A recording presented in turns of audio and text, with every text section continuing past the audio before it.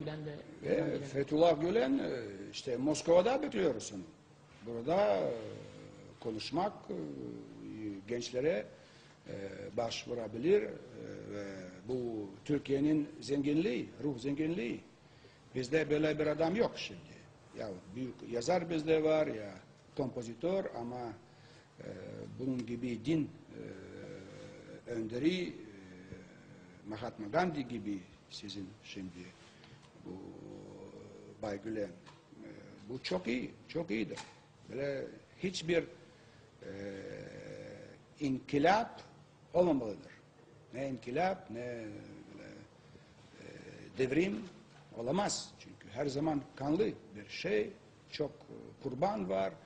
Demek Gülen söylediği gibi böyle her şey yumuşak, yumuşaklamak ve ruh bakımından akılları kazanmak.